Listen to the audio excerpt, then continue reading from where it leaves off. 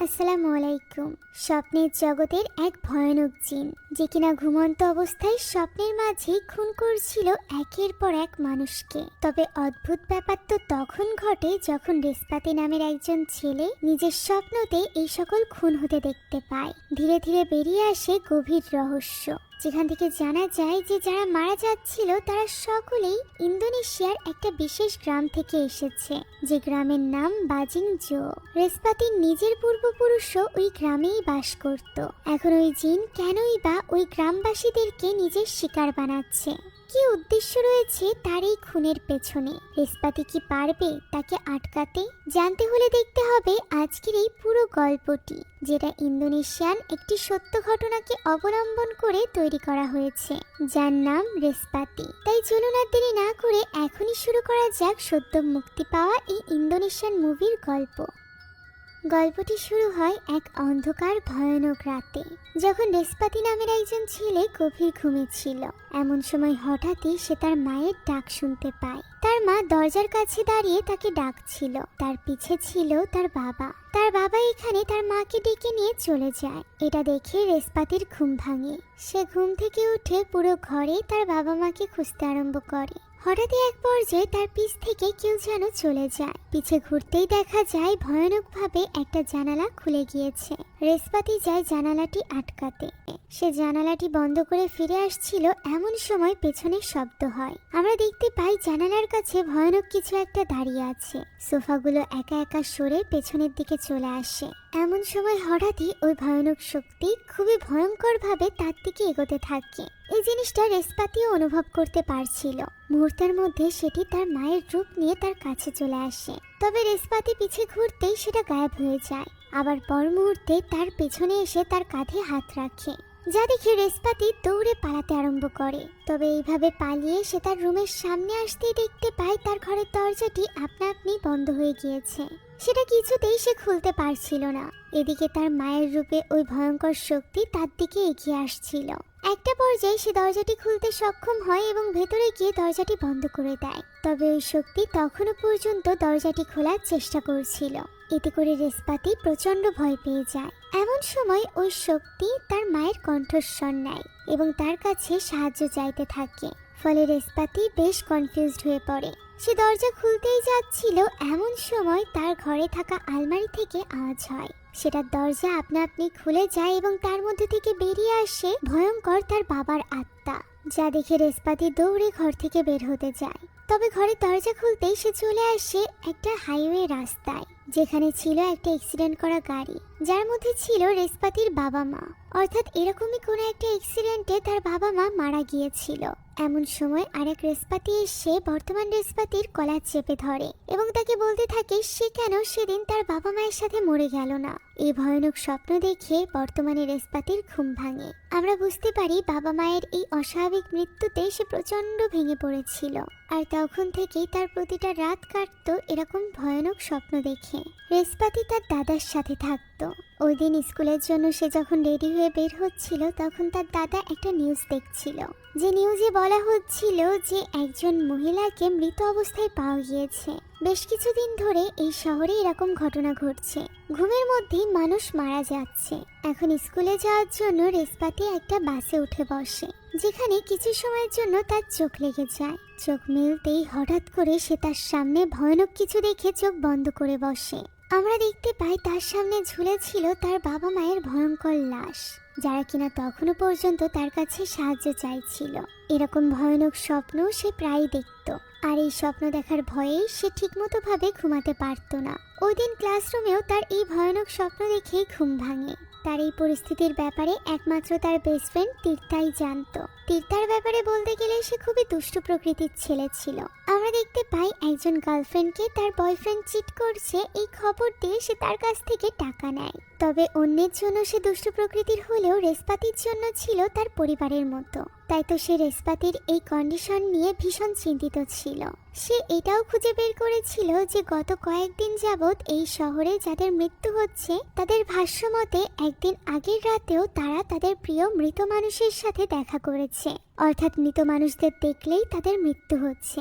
তাই তো সে রেসপাতিকে নিয়ে এত বেশি চিন্তিত ছিল, কারণ সে তো প্রতি মুহূর্তে তার বাবা মাকে দেখত।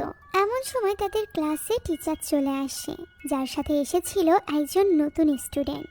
মেয়েটি নিজের পরিচয় দেয়, তার নাম হলো ল্যানি। ল্যানি এখানে জাকার্তা থেকে এসেছে এবং এই স্কুলে ভর্তি হয়েছে তাদের ক্লাসে। তবে অদ্ভুত ব্যাপার হলো ল্যানি খুবই অদ্ভুতভাবে এক নাগাড়ে রেসপাতির দিকেই তাকিয়েছিল, যে ব্যাপারটা রেসপাতির পাশাপাশি তীর্থাও লক্ষ্য করে। এমনকি সে বেঞ্চে বসার পরও অদ্ভুতভাবে রেসপাতির দিকেই তাকিয়ে থাকে। এই ঘটনার পর তীর্থা তার ব্যাপারে বেশ খোঁজ খবর নেয়, যেখান থেকে সে জানতে পারে ল্যানিকে তার গত স্কুল থেকে বের করে দেওয়া হয়েছিল, কেননা সে ক্লাসের মাঝে প্রায় পজেসড হয়ে যেত। এতে করে বাকি স্টুডেন্টদের পড়াশোনায় বেশ ব্যাঘাত ঘটছিল। তাই তীর্থা এখানে রেসপাতিকে সাবধান করে বলে সে যেন ল্যানিকে এড়িয়ে চলে। এখন ওই দিন ক্লাস শেষে বের হওয়ার সময় রেসপাতির কাছে তার দাদার কল আসে। তার দাদা তাকে দ্রুত হসপিটালে পৌঁছাতে বলে, কেননা তাদের ডক্টরের অ্যাপয়েন্টমেন্ট ছিল। ডক্টরের কথা শুনতেই রেসপাতির যেন প্রেশার বেড়ে যায়। সে বাসে উঠেই সেন্সলেস হয়ে পড়ে। আমরা বুঝতে পারি ডক্টরের কাছে আসা তার একদমই পছন্দ ছিল না, কেননা ইনি একজন সাইকিয়াট্রিস্ট ছিল। সে শুধুমাত্র ঔষধ দিতে চাইতো না, বরং থেরাপি সেশনের মাধ্যমে তার ভেতরকার ওই ভয়কে দূর করতে চাইতো। অর্থাৎ মূলত রেসপাতির বাবা মায়ের মৃত্যুর ব্যাপারে কথা বলতে চাইতো, যে ব্যাপারে কখনো মুখ খুলতো না রেসপাতি। সে কখনো ডক্টরের সাথে নিজের অনুভূতি শেয়ারই করতে চাইতো না। এই ব্যাপারে তাকে ডাক্তার বোঝাতে গেলে সে ডাক্তারকে এই বলে উঠে চলে আসে যে ডক্টর যেন রেসপাতির ঔষধের ডোজ বাড়িয়ে দেয়। এই ঘটনায় তার দাদা আবারও তার উপর রেগে যায়। বাড়িতে ফিরে তাদের দুজনের মধ্যে কথা কাটাকাটি শুরু হয়ে যায়। তখনই সেখানে চলে আসে তার দাদার নতুন ঠিক করা বাড়ির একজন কাজের লোক, যার নাম ছিল আব্দুল। আব্দুল এখানে প্রথমবারের মতো রেসপাতির সাথে পরিচিত হয়। এখন রেসপাতি ঘরে চলে যাচ্ছিল, তখন তার দাদা তাকে ডেকে একটা তেলের শিশি দেয় এবং বলে ডক্টরের ঔষধে যদি কাজ না হয় তাহলে সে যেন ঘুমানোর আগে এই তেল ব্যবহার করে। তবে ওই রাতেও ওষুধ খাওয়ার পরও তার ঘুম আসে না। পরদিন স্কুলের অ্যাসেম্বলির সময় সে কিছুতেই নিজের ঘুম আটকে রাখতে পারছিল না। এমন সময় চোখ লাগতেই সে দেখতে পায় সামনে তার বাবা মায়ের আত্মা রয়েছে, যারা কিনা সকলের মাঝে ভাসছে। তারা দুজনই খুব ভয়ানকভাবে রেসপাতির দিকে তাকায়। রেসপাতির যেন ভয়ে দম আটকে আসছিল। তখনই তার হাত ধরে বসে ল্যানি। ল্যানি হাত ধরে তাকে বলে সে যেন জোরে জোরে নিঃশ্বাস নেয়। রেসপাতিও তার কথা মতো চোখ বন্ধ করে জোরে জোরে নিঃশ্বাস নিতে থাকে। একটা পর্যায়ে সবকিছু স্বাভাবিক হয়ে যায়। রেসপাতি দেখতে পায় ল্যানি তো তার পাশে নেই। ওই দিন সে যখন স্কুলের ওয়াশরুমে ছিল তখন ল্যানি তার সাথে কথা বলতে আসে এবং তাকে জিজ্ঞাসা করে যে সে এই সব কিছু কতদিন ধরে দেখছে। রেসপাতি অবাক হয়ে জিজ্ঞাসা করে ল্যানিও কি সেই সব কিছু দেখতে পায় যা সে দেখতে পায়। ল্যানি এই কথার কোনো উত্তর দেয় না। সে শুধু বলে রেসপাতির সাথে অদ্ভুত কিছু আছে। সে যেন এই সব কিছুকে ইগনোর করে। এখন ওই দিন বাসে করে বাড়িতে ফেরার সময় রেসপাতির প্রচন্ড পরিমাণে ঘুম আসছিল। তখনই তার পাশের সিটে বসা একজন লোক তার কাঁধে মাথা রেখে ঘুমিয়ে পড়ে। রেসপাতি তার ঘুম ভাঙানোর চেষ্টা করে, তবে তার মুখে হাত দিতেই আশেপাশের পরিবেশ যেন পাল্টে যায়। চারিদিক অন্ধকার হয়ে যায় এবং বাসের সকলে অদ্ভুতভাবে ঘুমিয়ে পড়ে। সে দেখতে পায় বাসের বাইরে একটা হসপিটাল রুম রয়েছে। রেসপাতি সেখানে যেতেই দেখতে পায় সেখানে একটা বাচ্চা মেয়ে মারা গিয়েছে, যার বেডের পাশে দাঁড়িয়ে তার বাবা মা কান্নাকাটি করছে। আর এই বাবাই ছিল তার কাঁধে মাথা রাখা ওই লোকটি। লোকটির নাম ছিল বাতিন। এটা দেখেই রেসপাতি তার মুখ থেকে হাত সরিয়ে নেয় এবং সবকিছু স্বাভাবিক হয়ে যায়। দিনের বেলা ঘুম আসলেও প্রতি রাতের মতো ওই রাতেও রেসপাতির ঘুম আসছিল না। তাই সে এবার ওই তেলটা ব্যবহার করে, যেটা তার দাদা তাকে দিয়েছিল। সেটা লাগিয়ে শুয়ে পড়তেই রেসপাতির ঘুম চলে আসে। তখন ঘড়ির কাঁটায় বাজে রাত 12টা। হঠাৎ করে রেসপাতির আশেপাশে উপর থেকে পাতা পড়তে শুরু করে, যার ফলে রেসপাতির ঘুম ভেঙে যায়। আর ঘুম ভাঙতেই সে দেখতে পায় সে তো নিজের ঘরে নেই, বরং অদ্ভুত কোনো এক স্থানে চলে এসেছে। সে প্রথমে ভাবে সে হয়তো বা স্বপ্ন দেখছে, কিন্তু এটা স্বপ্ন ছিল না, বরং বাস্তবেই সে কোথাও একটা চলে এসেছিল। সামনের একটা গাছের গোড়া থেকে কিছু আওয়াজ আসতে থাকে, যেদিকে এগিয়ে যায় রেসপাতি। সে এটা দেখে ভয় পেয়ে যায় যে ওই গাছের শিকড় দিয়ে আটকে রাখা হয়েছিল একজন লোককে, যে কিনা শিকড় ছাড়িয়ে অদ্ভুতভাবে সেখান থেকে বেরিয়ে আসছিল। এটা দেখে রেসপাতি নিচে পড়ে যায়। তখনই তার হাত ধরে বসে একজন বৃদ্ধা। সে রেসপাতিকে বলে সে এখানে কি করছে, তার এখানে আসা উচিত হয়নি। রেসপাতি জিজ্ঞাসা করে এটা কোন জায়গা। তখনই সামনে এক অদ্ভুত দরজা দেখা যায়, যেখান থেকে আলো আসছিল। সেখানে ছোট্ট কেউ একজন দাঁড়িয়ে ঘুম পাড়ানি গান গাইছিল, যা শুনে ওই লোকটি ওই শিকড় থেকে উঠে এগিয়ে যায় ওই মেয়েটির দিকে। রেশপাতি তাকে দেখেই চিনে ফেলে যে এটি হলো বাসের ওই লোকটি, অর্থাৎ বাতিন। সে তার সামনে নিজের মেয়েকে দেখতে পারছিল। তখনই ওই বৃদ্ধা বলে যে এই মুহূর্তেই রেশপাতিকে এখান থেকে চলে যাওয়া উচিত। রেশপাতি জানতো না সে কিভাবে আসল দুনিয়াতে ফিরে যাবে। তবে মহিলাটি তাকে কিছু না বলে তখনই তার সামনে নিজের গলায় একটা ধারালো কিছু ঢুকিয়ে দেয়, ফলে মহিলাটি সেখান থেকে গায়েব হয়ে যায়। অন্যদিকে বাতিন পৌঁছে গিয়েছিল ওই দরজার কাছে, যেখানে তার মেয়ে নয় বরং ছিল কোনো এক ভয়ানক জিন, যে কিনা বাতিনকে টেনে নিয়ে যায় ওই আলোর ভেতরে। আর এরপর শুধুমাত্র তার চিৎকার শোনা যায়, যা শুনে রেশপাতি এত বেশি ভয় পেয়ে যায় যে সে দৌড়াতে শুরু করে। দৌড়াতে দৌড়াতে সে একটা গাছের ভাঙা অংশের উপর গিয়ে পড়ে। এতে করে সে সেই দুনিয়ায় মারা যায় এবং এই দুনিয়াতে ঘুম থেকে জেগে ওঠে। আজকে এই স্বপ্নটা তার বাকি স্বপ্ন থেকে বেশ অদ্ভুত ছিল। সে নিজেও বুঝতে পারছিল না যে সে এটা কি দেখেছে। এখন সে রেডি হয়ে স্কুলের উদ্দেশ্যে বের হচ্ছিল। তখনই সে তার দাদাকে আবারও সংবাদ দেখতে পায়, যেখানে বাতিনের ব্যাপারে সংবাদ প্রকাশ করা হচ্ছিল, যে কিনা গত রাতেই একদম সুস্থ সবল অবস্থাতেই ঘুমের মাঝে মারা গিয়েছে।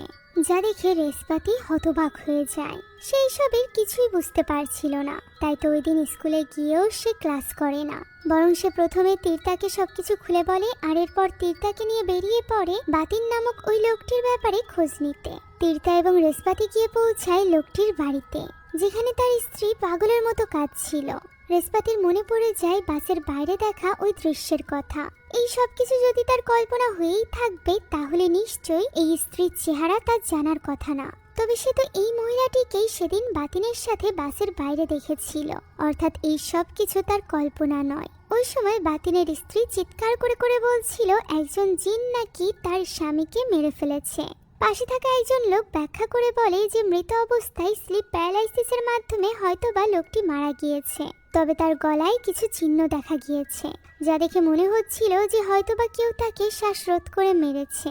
আর এই শহরে এরকম অস্বাভাবিক মৃত্যু তো ঘটতেই আছে। এমন সময় রেশপাতি লক্ষ্য করে ওই বৃদ্ধা মহিলাকে, যে কিনা বেশ দূরে একটা গলির ভেতরে দাঁড়িয়েছিল। রেশপাতিকে দেখা মাত্রই সে সেখান থেকে হেঁটে সরে যেতে শুরু করে। রেশপাতি তার পিছু নেয়, তবে ওই গলির মাথায় গিয়ে সে কাউকেই দেখতে পায় না। ঘটনাটা বেশ অদ্ভুত ছিল, কেননা এই বৃদ্ধাকেই সে তার স্বপ্নে দেখেছিল। এই সব নিয়ে সে স্কুলে ফিরে তীর্থার সাথে কথা বলছিল। তখনই দূর থেকে তাদের কথা শুনে তাদের দিকে এগিয়ে আসে ল্যানি। ল্যানি বলে স্বপ্নের জগতে তাকে খুব সাবধানে চলতে হবে, যা শুনে রেশপাতি অবাক হয়ে যায়। তারা তিনজন বসে কথা বলতে শুরু করে, যেটাতে একদমই খুশি ছিল না তীর্থা। তীর্থার কাছে তো ল্যানিকে অদ্ভুত লাগতো, তাই সে কিছুতেই চাইছিল না ল্যানির কাছ থেকে রেশপাতি কোনো সাহায্য নিক। তবে ল্যানি এইসব ব্যাপারে বেশ কিছু জানতো। সে বলে স্বপ্নের জগৎ সত্যি আছে, তবে সেখানে কারোর কোনো কিছু মনে থাকে না। স্বপ্নে যা কিছু দেখে মানুষ ঘুম ভাঙতেই সেই সব কিছু ভুলে যায়। তবে রেশপাতির কাছে হয়তোবা কোনো অদ্ভুত শক্তি আছে, তাই তো সেখানে সে শুধুমাত্র একটা খুন হতে দেখেইনি, বরং সে বাস্তব জীবনে একটা খুনের সাক্ষী। যা শুনে রেশপাতি অবাক হয়। তখন ল্যানি বুঝিয়ে বলে যে বাতিন আসলে স্লিপ প্যারালাইসিসে মারা যায়নি, বরং স্বপ্নের দুনিয়াতে কোনো এক শয়তানি শক্তি তাকে মেরে ফেলেছে। এই কারণেই আসল দুনিয়াতেও সে এইভাবে ঘুমের মাঝেই মারা গিয়েছে। আর রেশপাতির কাছে এমন এক শক্তি রয়েছে যা কারোর কাছে নেই, আর সেটা হলো স্বপ্নের দুনিয়াকে নিয়ন্ত্রণ করার, অর্থাৎ নিজের সজ্ঞানে সেখানে চলাফেরা করার। এখন ওই দিন বাড়িতে ফিরতে রেশপাতির দাদা তার উপর ভীষণভাবে ক্ষেপে যায়, কেননা সে জেনে গিয়েছে যে আজ রেশপাতি স্কুল বাঙ্ক করেছে। এই নিয়ে সে তাকে বকাঝকা করছিল। তখনই সেখানে চলে আসে আব্দু ঘরে ঢুকেই এই দৃশ্য দেখে আবারও বেরিয়ে চলে যায়। রেশপাতিও তার দাদার কথায় খুব একটা গুরুত্ব না দিয়ে নিজের ঘরে চলে আসে। ওই রাতে আব্দু তার সাথে কথা বলতে আসে।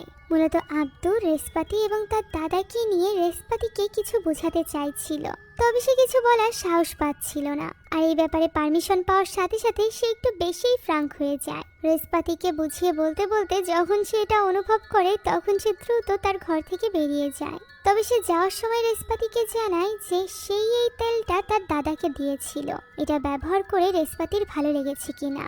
রেশপাতি জানায় অন্য সব ঔষধের থেকে এটা বেশি ভালো কাজ করেছে। তখন আব্দু বলে এটা একটা বিশেষ ফুলের নির্যাস থেকে তৈরি, যা অনেক দুরারোগ্য রোগকে সারিয়ে তুলতে পারে। ওই রাতেও রেশপাতি ওই তেল ব্যবহার করে, আর এরপর ঘুমাতে যাওয়ার সাথে সাথে তার ঘুম এসে যায়। আজ রাতেও তার ঘুম ভাঙে স্বপ্নের দুনিয়াতে, যেখানে সে আসি নামক একজন বৃদ্ধাকে দেখতে পায়, যে কিনা গতদিনের বাতিনের মতো করেই তার স্বামীকে দেখতে পারছিল ওই আলোর ভেতরে। সেখান থেকে তার স্বামী তাকে ডাকছিল, তাই তো আসি এখানে পাগলের মতো সেদিকে ছুটতে আরম্ভ করে। রেশপাতি জানতো সেদিকে গেলে আসি মারা যাবে, তাই সে আসিকে আটকানোর চেষ্টা করে। তবে আসির তো কোনো হুঁশই ছিল না, সে রেশপাতিকেই উল্টে ছুঁড়ে ফেলে দেয়, আর এরপর চলে যায় ওই দরজার ভেতরে। কিছুক্ষণ পরই আসির চিৎকারের শব্দ শোনা যায়, তার কাটা মাথাটি এসে পড়ে রেশপাতির সামনে। এইবার রেশপাতি ওই দরজার কাছে একটা ছায়ার মতো কিছুকে দেখতে পায় এবং ভয়ে আবারও দৌড়াতে শুরু করে। দৌড়াতে দৌড়াতে হঠাৎ করে তার হাত ধরে বসে ওই বৃদ্ধা, যাকে সে গতদিনের স্বপ্নেও দেখেছিল। বৃদ্ধা তাকে একটা পাথরের পেছনে লুকিয়ে থাকতে বলে এবং কোনো রকম আওয়াজ করতে নিষেধ করে। ওই শক্তি সেখান থেকে চলে যাওয়ার পর বৃদ্ধা রেশপাতিকে বলে একমাত্র রেশপাতিই পারবে ওই শক্তির হাত থেকে তাদেরকে রক্ষা করতে।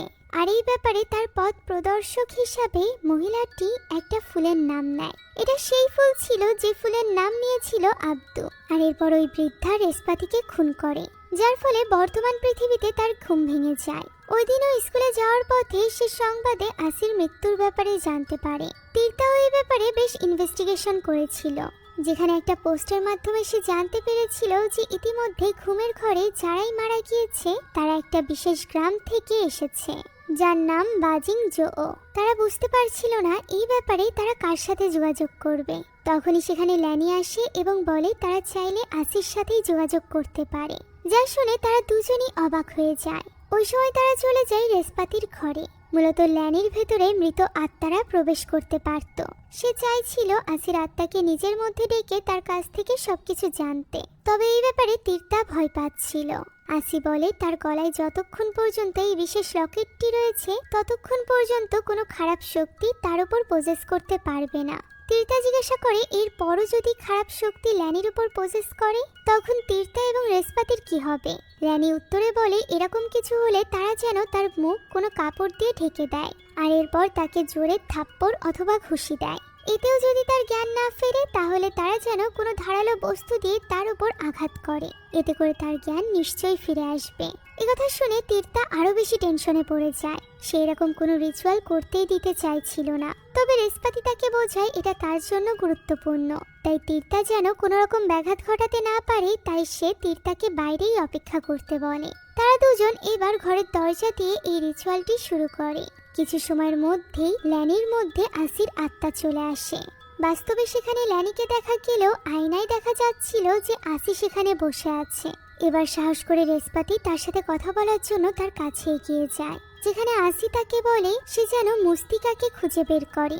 একমাত্র মুস্তিকাই জানে কিভাবে সুকমাকে মারতে হবে। রেশপাতি তো মুস্তিকা সুকমা এসবের কিছুই বুঝতে পারছিল না। তখন আসি তাকে একটা জায়গার কথা বলে, যেখানে গেলে সে মুস্তিকাকে খুঁজে পাবে। মুস্তিকার শরীর থেকে ওই বিশেষ ফুলের ঘ্রাণ বের হয়, যে ফুলের কথা ওই বৃদ্ধা তার স্বপ্নে বলেছিল।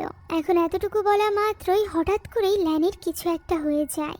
আশেপাশে হঠাৎ করে বাতাস বইতে আরম্ভ করে, সব জিনিসপত্র উপরে উঠে নিচে পড়ে যায়। সে আস্তে আস্তে দেওয়াল চড়ছিল। এইসব ঘটনা এবং চিৎকার চেঁচামেচি শুনে তীর্থা ভেতরে ঢোকার চেষ্টা করে, তবে দরজাটি তো লক হয়ে গিয়েছিল, কিছুতেই সেটা খুলছিল না। এদিকে আমরা ল্যানিকে দেখে বুঝতে পারি তার মধ্যে ওই শয়তানির শক্তি অর্থাৎ সুকমা চলে এসেছে, যে কিনা স্বপ্নের দুনিয়াতে সকলকে মারছে। সে রেশপাতিকে উদ্দেশ্য করে বলে যে সে ঠিকই বানজিং জোর ঘ্রাণ চিনতে পারে। রেশপাতিকে তাকে খোঁজার কোনো প্রয়োজন নেই, কেননা রেশপাতিই হতে চলেছে তার পরবর্তী শিকার। একথা বলে অদ্ভুতভাবে হাসতে হাসতে হঠাৎই ল্যানি উপর থেকে পড়ে যায়। সবকিছু স্বাভাবিক হয়ে যায় এবং দরজাটিও খুলে যায়। ততক্ষণে রেশপাতির দাদা এবং আব্দুও সেখানে চলে এসেছিল। পুরো ঘটনা জানার জন্য রেশপাতির দাদা তাদের তিনজনকে সামনে নিয়ে বসে। সে পুরোটা শোনার পর রেশপাতিকে কিছু বলতে যাবে, তখনই রেশপাতি বলে যে সে প্রতিদিন কেন এই মৃত্যুর খবরগুলো দেখে। নিশ্চয়ই এই কয়দিনে যারা মারা গিয়েছে তাদের প্রত্যেককে তার দাদা চেনে। তারা সকলে বাংজিং জোর গ্রাম থেকে এসেছে এবং ওই শক্তি বলেছে যে রেশপাতির শরীরেও নাকি বানজিং জোর রক্ত রয়েছে, তাই এটাই সঠিক সময়। তার দাদা যেন বানজিং জোর ব্যাপারে যা কিছু জানে সবকিছু খুলে বলে। একথা শুনে তার দাদা চোখের ইশারা দেয় এবং আব্দু সেখান থেকে চলে যায়। এরপর সে খুলে বলে যে তার জন্ম বানজিংজো গ্রামে হয়েছিল এবং তার 20 বছর বয়স পর্যন্ত সে সেখানেই ছিল। সেখানকার গ্রামবাসীরা মনে করে তাদের রক্তে পাহাড়ি জিনের শক্তি রয়েছে, যে কিনা এই পুরো পাহাড়কে নিরাপদ রাখে। এই বিশেষ শক্তির কারণেই তারা নিজেদেরকে বিশেষ মনে করত। হতে পারে তাদের এই শক্তির কারণেই ওই খারাপ জিন সুকমা তাদের পেছনে পড়ে আছে। রেসপাতির শরীরেও বাজিংজোর রক্ত ছিল, তবে তার দাদা বলে সে যেন বেশি একটা চিন্তা না করে।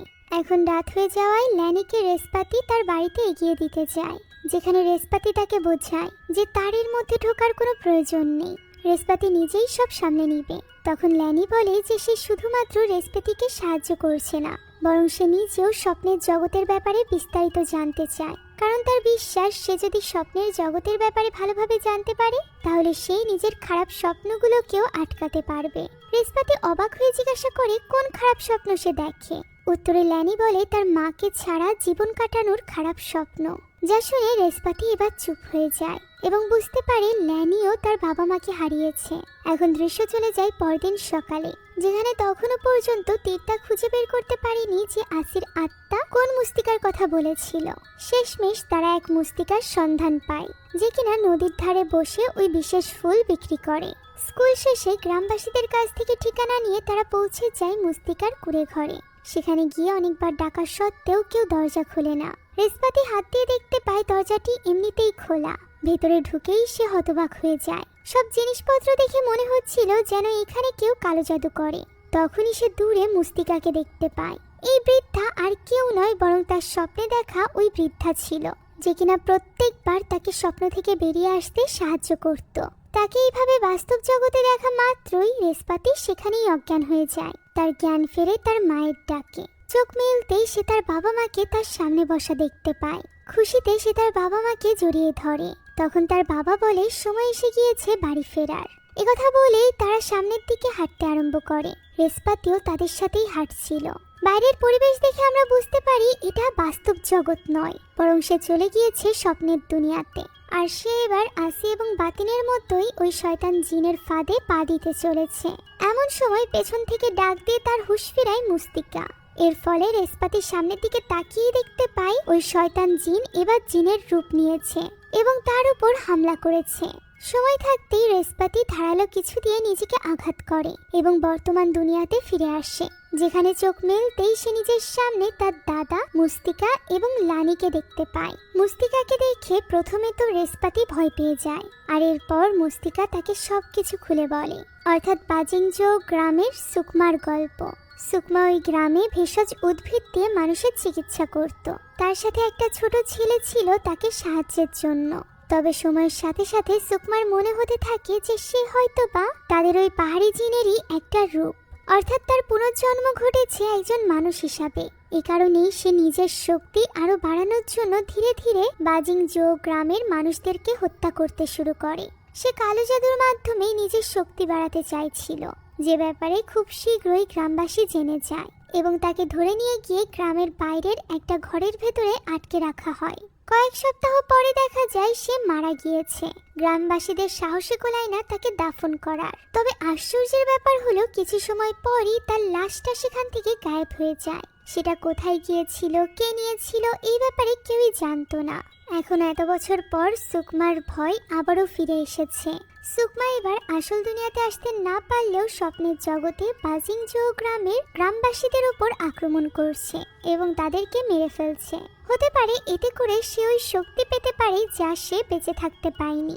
এখন এখানে মুস্তিকা একটা ছোট্ট রিচুয়াল করে, যার মাধ্যমে সে একটা সাদা কাগজ পানিতে দেয়, যে কাগজে ভেসে ওঠে রেসপাতির ছবি। মুস্তিকা বলে সে ঠিকই ভেবেছিল, রেসপাতির মধ্যে আলাদা শক্তি আছে, কারণ সেই ওই জিনের বংশধর, বা বলা যায় ওই জিনের শক্তির একটা অংশ তার ভেতরে আছে।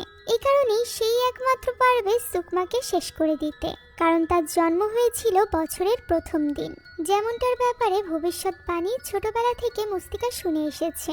তবে সুকমাকে মারার জন্য তাকে যেতে হবে স্বপ্নের জগতে এবং সেখানেই তাকে সুকমাকে হত্যা করতে হবে। এই ব্যাপারে শুনে রেসপাতির দাদা ভীষণ ভয় পেয়ে যায় এবং বলে ওঠে সে এটা কখনোই করতে দিবে না। সে কখনোই তার একমাত্র পরিবারকে হারাতে চাইবে না। ফলে রেশপাতি পড়ে যায় টানাপোড়েনে। সে বুঝে উঠতে পারছিল না যে তার কি করা উচিত। পরদিন স্কুলে বসে সে যখন এইসব ব্যাপারে ভাবছিল, তখন তার সাথে কথা বলতে আসে ল্যানি। ল্যানি তাকে তার নিজের ঘটনা খুলে বলে যে সে ছোটবেলা থেকেই কিছু আওয়াজ শুনতে পেত। জাভানিজ ভাষায় ওই আওয়াজগুলো তাকে বিভিন্ন বিপদ থেকে সতর্ক করত। ছোটবেলাতে তার কাছে মনে হতো এই আওয়াজ শুনে সে হয়তো বা পাগল হয়ে যাবে। এই কারণে সেই আওয়াজগুলোকে আস্তে আস্তে করে ইগনোর করতে শুরু করে। তার মতে এই আওয়াজগুলো কোনো সাধারণ আওয়াজ ছিল না, বরং জিনের আওয়াজ ছিল, যারা কিনা তাকে সাবধান করত বিভিন্ন বিপদ থেকে, যেটা সে বুঝতে পারে না। এবং ওই রাতেও ঠিক একইভাবে ওই আওয়াজগুলো ইগনোর করতে থাকে, যেভাবে সে ছোটবেলা থেকে শিখে এসেছে। আর ওই রাতেই তার মায়ের খুন হয়, যার আফসোস তার এখনো পর্যন্ত আছে। সে এখনো পর্যন্ত নিজেকে মাফ করতে পারেনি এই আওয়াজগুলো ইগনোর করার জন্য। তাই সে চায় না রেশপাতির জীবনে এরকম কোনো আফসোস থাকুক। তাই সে রেশপাতিকে বলে যে সে যেন তার এই সুযোগটাকে অপচয় না করে। আর এই ব্যাপারে ল্যানি তাকে সম্পূর্ণরূপে সাহায্য করবে। ফলে রেশপাতি এবার সিদ্ধান্ত নিয়ে নেয় যে সে সুকমার হাত থেকে বাজিংজো গ্রামের সকলকে রক্ষা করবে এবং সুকমাকেও তার শক্তি পেতে দিবে না। তাই তো ওই দিনেই তারা তিনজন চলে যায় মুস্তিকার সাথে দেখা করতে। মুস্তিকা এটা দেখে খুশি হয় যে রেশপাতি বাকিদেরকে সাহায্য করতে রাজি হয়েছে। তবে সে জানায় শুধুমাত্র রেশপাতির এখন যে শক্তি আছে সেটাই যথেষ্ট না সুকমার সাথে লড়াইয়ের জন্য। তাই তাকে তার এই শক্তি সম্পূর্ণরূপে অ্যাক্টিভ করতে হবে। সে যে স্বপ্নের জগতে গিয়ে যে কোনো জিনিস পরিবর্তন করতে পারে, এটা চেক করার জন্য একটা রিচুয়াল করতে হবে। যে রিচুয়ালের জন্য একজন মানুষ দরকার, যার স্বপ্নের জগতে যাবে রেশপাতি। তবে এই ক্ষেত্রে ওই মানুষটার জীবনে ঝুঁকি থাকবে। এই কথা শোনার পরও এক কথায় রাজি হয়ে যায় ল্যানি। আর এরপর রিচুয়াল শুরু হয়। ল্যানি ঘুমিয়ে পড়ে। অন্যদিকে রেশপাতি তৈরি হয় ল্যানির স্বপ্নে প্রবেশের জন্য। একটা রিচুয়ালের মাধ্যমে পানিতে ডুব দিয়ে রেশপাতি চলে যায় ল্যানির স্বপ্নে। সেখানে পৌঁছে সে ল্যানিকে অন্ধকার একটা ঘরে একা দাঁড়িয়ে থাকতে দেখতে পায়, কেননা সে তার সবথেকে ভয়ানক স্বপ্নের সম্মুখীন হতে ভয় পাচ্ছিল। রেশপাতি তাকে আশ্বস্ত করে যে সে তার সাথে আছে, সে তার স্বপ্ন একটা সুন্দর স্বপ্নে পরিণত করবে। একথা বলে সে তাকে নিয়ে বাইরে যায় এবং পৌঁছে যায় ওই দিন রাতের ঘটনায়, যেদিন রাতে ল্যানির মা মারা গিয়েছিল। সেখানে তাদের সামনেই পড়েছিল ল্যানির মায়ের লাশ। তখন রেশপাতির মনে পড়ে যায় মুস্তিকার কথা, যে কিনা বলেছিল রেশপাতির কাছে শক্তি আছে স্বপ্নের জগতে যে কোনো কিছু পরিবর্তন করা। সে সেখানে যা খুশি তাই করতে পারে। একথা ভেবেই রেশপাতি এখানে চোখ বন্ধ করে এই পুরো ঘটনাটিকে পরিবর্তন করে দেয়, যার ফলে স্বপ্নে ল্যানির মাকে ওই ছিনতাইকারীরা মারার আগেই আশেপাশের লোকেরা ওই ছিনতাইকারীদেরকে ধরে ফেলে। এতে করে ল্যানির মা বেঁচে যায়। ল্যানি দৌড়ে গিয়ে তার মাকে জড়িয়ে ধরে, যা দেখে রেশপাতিও খুশি হয়। হয়তোবা সে বাস্তব জগতে ল্যানির মাকে বাঁচাতে পারেনি, তবে স্বপ্ন পরিবর্তন করে সে ল্যানির বুকের আক্ষেপটা কিছুটা হলেও কমাতে পেরেছে। ল্যানিও যেন বুকের বোঝা কমাতে পেরে বেশ স্বস্তি পায়। এখন এই পুরো রিচুয়াল চলাকালীন রেশপাতির দাদা তাকে বারবার কল করছিল। তাই তো রিচুয়াল শেষে তারা আর দেরি না করে বাড়িতে ফিরে যায়। একা থেকে যায় মুস্তিকা। সে যখন রিচুয়ালের সবকিছু ঠিক করছিল, তখন হঠাৎই তার কাছে মনে হয় তার বাড়িতে হয়তোবা কারোর উপস্থিতি রয়েছে। আমরা সেখানে সত্যিই কাউকে দেখতে পাই, যে কিনা মুহূর্তের মধ্যে মুস্তিকার গলা কেটে তাকে হত্যা করে। এই লোকটি আর কেউ নয় বরং আব্দু ছিল। হ্যাঁ, রেশপাতিদের বাড়ির কাজের লোক আব্দু। এই আব্দু আসলে সেই ছোট্ট ছেলেটি ছিল যাকে ছোটবেলা থেকে মানুষ করেছিল সুকমা।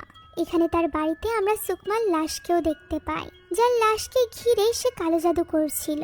অর্থাৎ সুকমার লাশ সেদিন গায়েব হয়নি, বরং আব্দুই হয়তোবা চুরি করে নিয়ে এসেছে, যে ব্যাপারে রেশপাতিদের কোনো রকম ধারণা ছিল না। পরদিন সকালে স্কুলে থাকাকালীন তীর্থা রেশপাতিকে জানায় মুস্তিকার মৃত্যুর ব্যাপারে। তারা এটা জেনে অবাক হয় যে মুস্তিকাকে ঘুমের ঘরে মারা হয়নি, বরং তাকে বাস্তব জগতে কোনো একজন মানুষ মেরেছে। তীর্থা ধারণা করে হয়তোবা ওই ছেলেটি মুস্তিকাকে খুন করেছে, যে কিনা ছোটবেলা থেকে সুকমাকে তার কালো জাদুতে সাহায্য করত।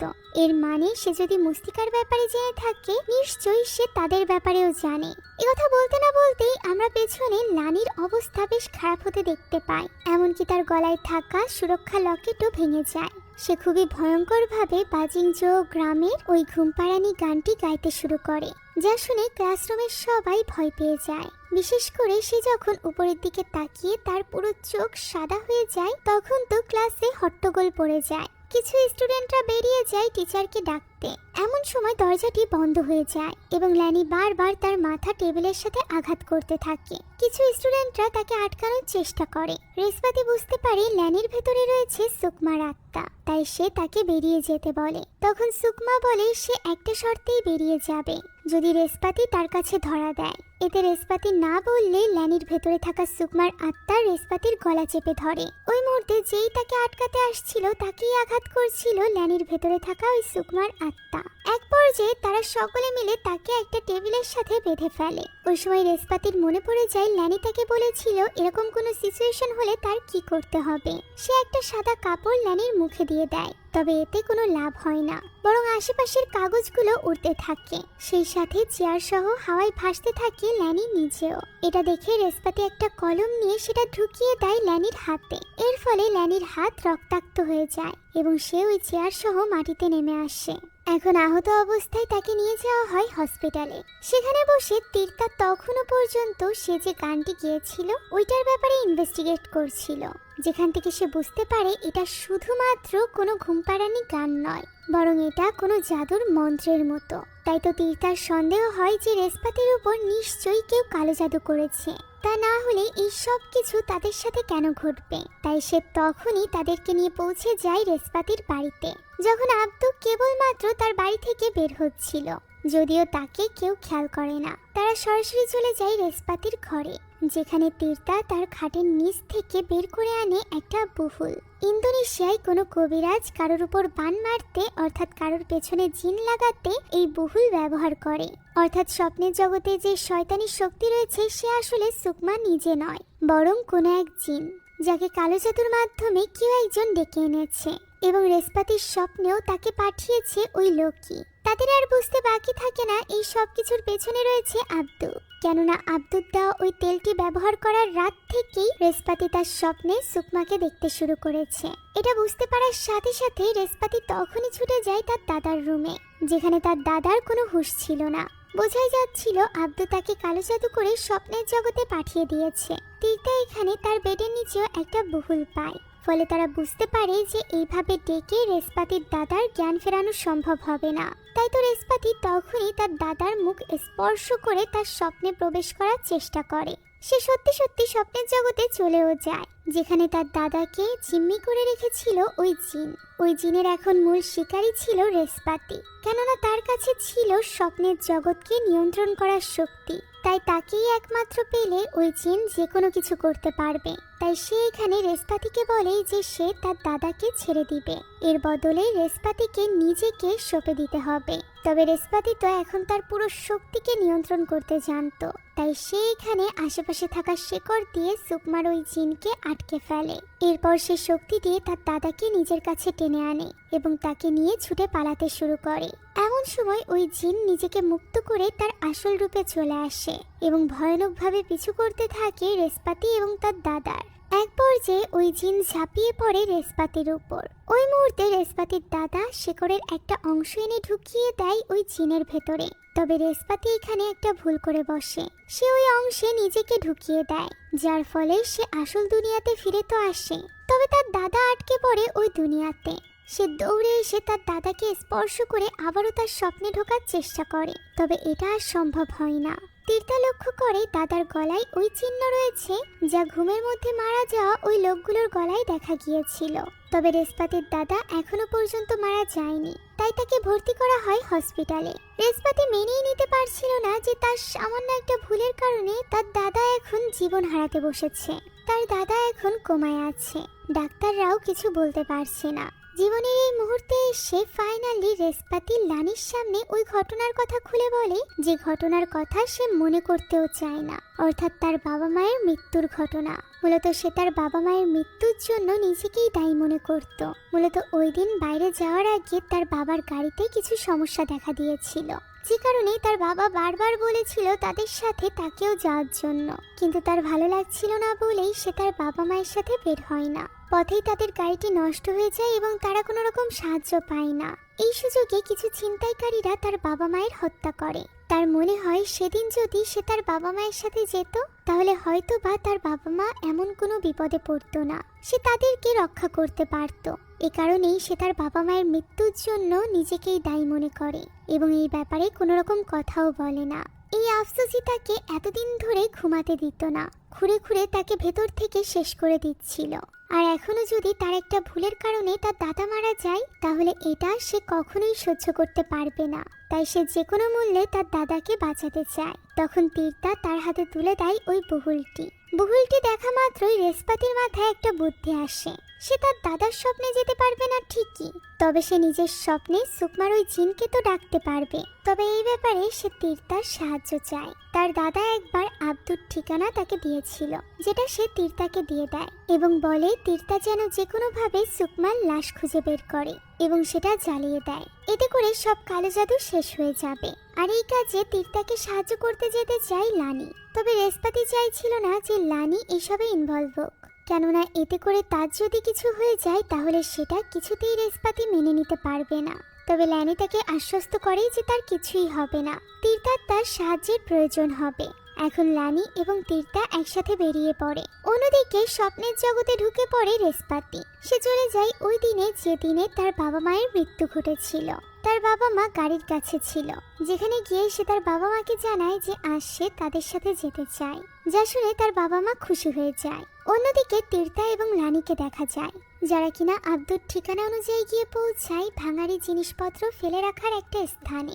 সেখানে একটা ঘরের মতো ছিল, যার মধ্যে প্রবেশ করতেই তারা হতবাক হয়ে যায়, কেননা সেখানে ঢেকে রাখা ছিল একটা লাশ, যেটার উপর থেকে কাপড় সরাতেই তারা আরো বেশি ভয় পেয়ে যায়, কেননা এটা কোনো সাধারণ মানুষের লাশ ছিল না, সেটা দেখতে বেশ ভয়ঙ্কর ছিল। এটা দেখা মাত্রই তীর্থা বুঝতে পারে এই লাশটিকেই তাদের পোড়াতে হবে। তাই সে চলে যায় কেরোসিনের খোঁজে। বাইরে সে কেরোসিন খুঁজেও পায়, যেটা ভেতরে এনে তার মুখ খোলার চেষ্টাই করছিল। এমন সময় তাদের উপর আক্রমণ করে আব্দু। ভাগ্যক্রমে তারা বেঁচে যায়। আব্দু বলে যে তারা কেন বুঝতে পারছে না যে সে কারোর ক্ষতি চায় না, বরং সে তো শুধুমাত্র ওই মানুষটিকে ফিরে পেতে চায় যাকে সে ভালোবাসতো, যাকে সে নিজের মা মনে করত। সে তার মাকে ফিরিয়ে আনতে চায়, যাকে কেড়ে নিয়েছিল ওই গ্রামবাসীরা। মূলত গ্রামবাসীরা যখন তাকে এইভাবে আটকে রেখেছিল তখন আব্দুই তার উপর কালো জাদু করেছিল। সে একটা জিনকে এনেছিল সুকমার লাশের ভেতরে এবং তাকে পরিণত করেছিল একটা ছোট্ট পুতুলে, যেটা নিয়ে সে পালিয়ে এসেছিল এত দূরে। এতদিনের অপেক্ষার শেষে সে ফাইনালি তার মাকে খুঁজে পেতে চলেছে, যে ব্যাপারে তাকে প্রমিস করেছিল ওই জিন। তাই সে তার এত বছরের তপস্যা কালো জাদু কিছুতেই নষ্ট করতে দিবে না। একথা বলেই সে হামলে পড়ে লানি এবং তীর্থার উপর। অন্যদিকে স্বপ্নের জগতে রেশপাতির বাবা মা অদ্ভুত ব্যবহার করতে শুরু করে। বিশেষ করে তার মা হঠাৎ করেই চিৎকার করে ওঠে এবং তার বাবা মা দুজনই গায়েব হয়ে যায়। দেখা যায় গাড়িতে শুধুমাত্র রয়েছে রেশপাতি, সেই সাথে রয়েছে সুকমার ওই জিন। সে রেশপাতিকে আঘাত করে গাড়ি থেকে ফেলে দেয়, যার ফলে রেশপাতি পৌঁছে যায় ওই স্বপ্নের জগতে, যেখানে ওই জিন নিজের ভয়ঙ্কর রূপে তার জন্য অপেক্ষা করছিল। এখানে জিন তাকে হাওয়ায় তুলে তার উপর আঘাত করতে থাকে। এর ফলে সে স্বপ্নের জগতের পাশাপাশি বাস্তব জগতেও আহত হতে থাকে। তবে রেশপাতিও এখন নিজের শক্তির ব্যাপারে জানতো, তাই তো সে তার শক্তিকে কাজে লাগিয়ে একটি ছুরি নিয়ে আসে, যেটা নিয়ে হামলা করতে যায় ওই জিনের উপর। তবে ওই জিনের সাথে পেরে ওঠা এতটাও সোজা ছিল না। অনেক কষ্টে রেশপাতি ওই জিনের ভেতরে ছুরিটি ঢুকিয়ে দেয় ঠিকই, তবে এতে খুব একটা লাভ হয় না। জিনটি তাকেই নিচে ফেলে আহত করে দেয়। একদিকে স্বপ্নের জগতে সে প্রাণপণে লড়াই করছিল জিনের সাথে, অন্যদিকে তার বন্ধু এবং ল্যানি দুজন লড়ছিল আব্দুর সাথে। তারা দুজন পেরে উঠছিল না। এক পর্যায়ে সে লানিকে হত্যা করতে এগিয়ে যায়। তখন তীর্থা এসে লানির জীবন বাঁচায়। শুরু হয়ে যায় তীর্থা এবং আব্দুর লড়াই। অন্যদিকে ওই জিন রেশপাতিকে নিয়ে চলে এসেছিল তার রুমে, যেখানে ওই জিনের অসংখ্য রূপকে আমরা দেখতে পাই। সে রেশপাতিকে উদ্দেশ্য করে বলে তাদের মধ্য থেকে যে কোনো একজনই বাঁচবে। একথা বলে এখানে শুরু হয়ে যায় এক চরম লড়াই। পুরো মুভির মধ্যে এই ফাইটিং সিনটাই সব থেকে ইউনিক ছিল। এদিকে আসল দুনিয়াতে তীর্থাকে মৃতপ্রায় করে ফেলেছিল আব্দু। এই সুযোগে লানি কেরোসিন তেল নিয়ে এগিয়ে যায় সুকমার লাশের দিকে। সে যখন ওই তেল ছড়াচ্ছিল তখনই আব্দু তাকে দেখে ফেলে এবং তার দিকে এগিয়ে যেতে যায়, যখন তীর্থা তাকে আটকে নেয়। এর ফলে আব্দু তীর্থাকে মেরেই ফেলতে যাচ্ছিল, যা দেখে পেছন থেকে লানি এসে ছুরি দিয়ে আঘাত করে আব্দুর পিঠে। এরপর সে আর এক মুহূর্ত দেরি না করে চলে যায় সুকমার লাশের কাছে এবং মেঝের কাঠি জ্বালিয়ে ছুড়ে দেয় সুকমার লাশে। অন্যদিকে আমরা স্বপ্নের জগতে রেসপাতিকে দেখতে পাই, যাকে আবারও ওই ভয়ঙ্কর জায়গায় ফিরিয়ে নিয়ে গিয়েছিল ওই জিন। রেসপাতি এখানে তার দাদাকে দেখতে পায়, তবে সে তার কাছে যেতে পারে না। ওই জিন তাকে হাওয়ায় ভাসিয়ে নিজের কাছে নিয়ে আসে এবং তাকে গলা চেপে হত্যা করতে যায়। বাস্তব পৃথিবীতে তার অবস্থা আরো বেশি খারাপ হয়ে যায়। এমন সময় সুকমার লাশে আগুন ধরে যাওয়ার ফলে স্বপ্নের জগতে ওই জিনের শক্তি কমে যায়। সে ছটফট করতে আরম্ভ করে। রেসপাতিও মুক্ত হয়ে যায়। সে একটা শেকড়ের টুকরো হাতে জিনের দিকে এগিয়ে যায় এবং তার মাথায় আঘাত করে বলে এটা তার দাদাকে মারার চেষ্টা করার জন্য, যার ফলে ওই জিন সম্পূর্ণরূপে শেষ হয়ে যায়। মায়ের লাশ পড়তে দেখে হাউমাউ করে কাঁদতে থাকে আব্দু। অন্যদিকে রেসপাতি তার দাদাকে ওই শিকড় থেকে মুক্ত করে নেয় এবং তাকে নিয়ে ফিরে আসে বাস্তব জগতে। একটা নতুন দিনের শুরু হয় তার দাদার সাথে। সে তাদের দুজনের জন্য ব্রেকফাস্ট তৈরি করে এবং দাদাকে সারপ্রাইজ দেয়। এতে করে তার দাদা ভীষণ খুশি হয়ে যায়। আমরা বুঝতে পারি তাদের দুজনের সম্পর্ক ঠিক হয়ে গিয়েছিল। ওই সময় টিভিতে আমরা দেখতে পাই আব্দুকে গ্রেফতার করে নিয়ে যাওয়া হয়েছে কালো জাদুর মাধ্যমে মানুষদেরকে হত্যা করার দোষে, সেই সাথে মুস্তিকার খুনের দায়ে। ওই দিনই রেসপাতি, লানি এবং তীর্থার সাথে তার বাবা মায়ের কবরের কাছে যায় কবর জিয়ারত করতে। সেখান থেকে ফেরার সময় রেসপাতি লানির হাত স্পর্শ করে, যা থেকে আমরা বুঝতে পারি লানি এবং রেসপাতি এখন একে অন্যকে ভালোবাসতে শুরু করেছিল। আর এই ব্যাপারটা এখন তারা একে অপরের কাছ থেকে লুকাচ্ছিল না। এখানে বসেই লানির হাত ধরে রেসপাতি ঘুমিয়ে পড়ে এবং চলে যায় স্বপ্নের জগতে। এমন একটা দিনে যখন সে খুবই ছোট ছিল এবং তার বাবা মায়ের সাথে খুব সুন্দর মুহূর্ত কাটিয়েছিল। এই সব কিছু দেখে তার চোখে পানি চলে আসে। এখন সে তার দাদার কথা মতো তাকে খুশি করতে ডক্টরের কাছেও পর্যন্ত যায়। এতে করে তাদের দুজনের সম্পর্ক আরো বেশি স্ট্রং হয়ে ওঠে। দেখে মনে হচ্ছিল না যে সবকিছু ঠিক হয়ে গিয়েছে, তবে আসলেই কি সবকিছু ঠিক হয়ে গিয়েছে? কেননা মুভির শেষ দৃশ্যে আমরা একটা বাড়ির দৃশ্য দেখতে পাই, যেখান থেকে একজন লোক চিৎকার করে করে ওই গানটি গাইছিল। গান তো নয়, যেন এটা কালো জাদু করার সেই মন্ত্র। আর ওই লোকটি ছিল রেসপাতির ডক্টর, যে কিনা তার স্ত্রীকে জীবিত করার জন্য আবারও ওই জিনকে ডেকে আনছিল, যে জিন স্বপ্নের জগতে মানুষের উপর হামলা করে। অর্থাৎ আবারও শুরু হতে চলেছে ওই জিনের ভয়ঙ্কর তাণ্ডব। এরই সাথে শেষ হয়ে যায় আজকের এই গল্পটি। আশা করছি এই গল্পটি আপনাদের কাছে ভালো লেগেছে। যদি ভালো লেগে থাকে তাহলে আমাদের চ্যানেলটিকে সাবস্ক্রাইব করতে ভুলবেন না। আল্লাহ হাফেজ।